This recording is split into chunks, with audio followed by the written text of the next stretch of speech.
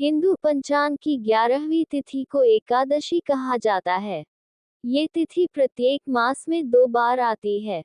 एक तिथि पूर्णिमा के बाद और दूसरी तिथि अमावस्या के बाद।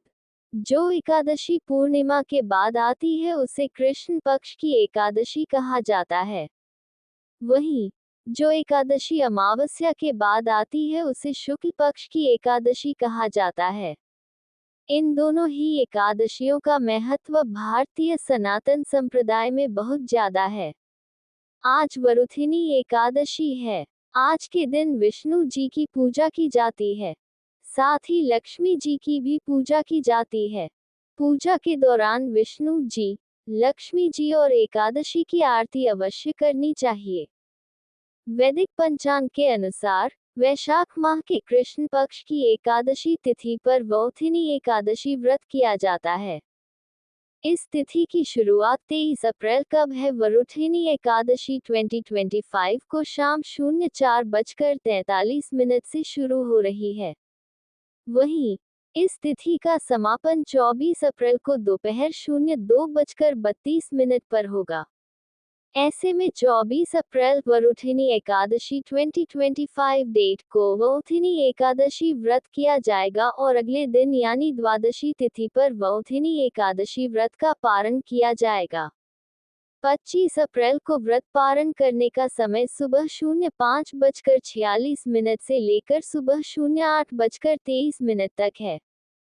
वरुथिनी एकादशी। वरुथिनी एकादशी व्रत भगवान विष्णु को समर्पित है, जो वैशाख मास की कृष्ण पक्ष की एकादशी को मनाया जाता है। वौथिनी एकादशी पूजा विधि। इस दिन सुबह जल्दी उठकर स्नान करें। सूर्य देव को अर्घ्य दें। एक चौकी पर साफ कपड़ा बिछाकर भगवान विष्णु और मां लक्ष्मी की मूर्ति को स्थापित करें।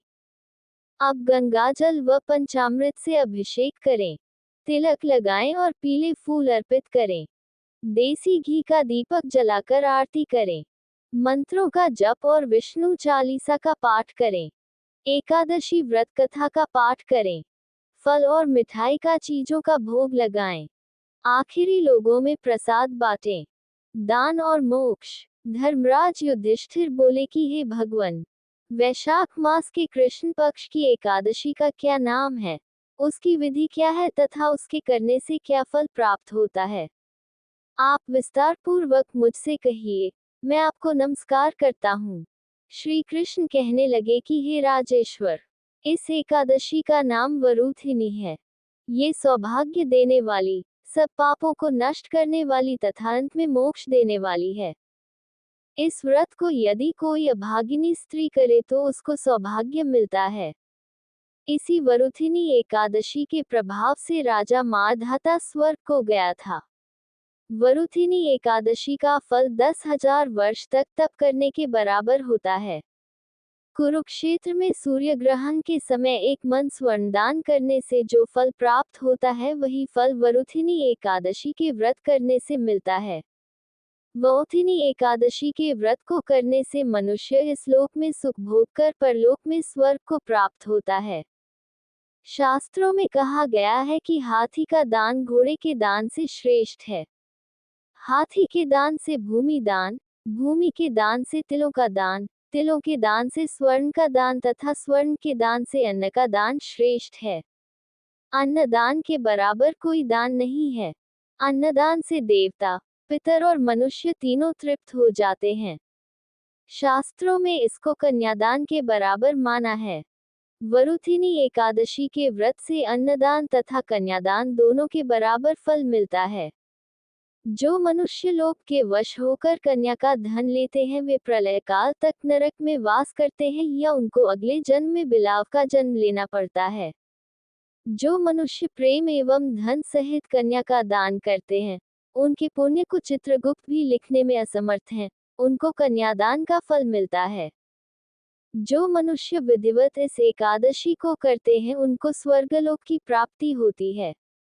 अतः मनुष्यों को पापों से डरना चाहिए। इस व्रत के महात्म्य को पढ़ने से 1000 गोदान का फल मिलता है। इसका फल गंगा स्नान के फल से भी अधिक है।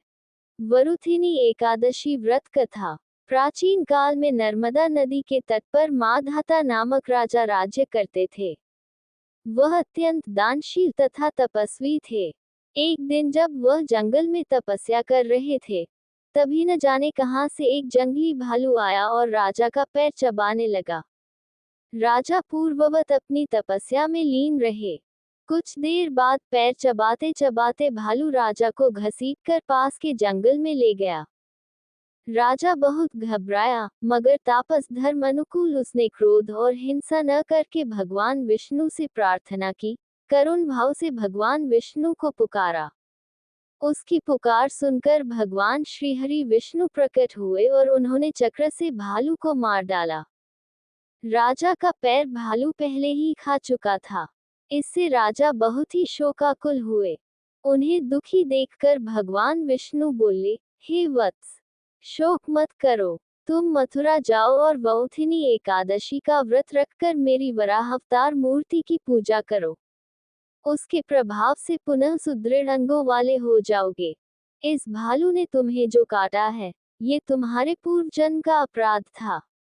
भगवान की आज्ञा मानकर राजा माधाता ने मथुरा जाकर श्रद्धापूर्वक वौथिनी एकादशी का व्रत किया। इसके प्रभाव से राजा शीघ्र ही पुनः सुंदर और संपूर्ण अंगों वाला हो गया। इसी एकादशी के प्रभाव से राजा माधाता स्वर्ग गए थे। जो भी व्यक्ति भय से पीड़ित है, उसे वौथिनी एकादशी का व्रत रखकर भगवान विष्णु का स्मरण करना चाहिए। इस व्रत को करने से समस्त पापों का नाश होकर मोक्ष मिलता है। महाप्रसाद जननी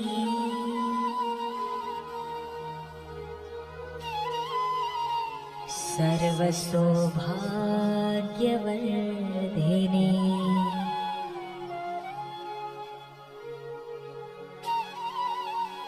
आधिव्याधि हरा नित्यम्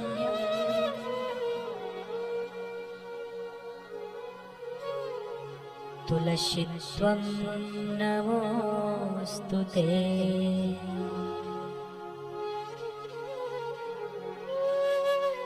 तुलसीत्वं नमोऽस्तुते।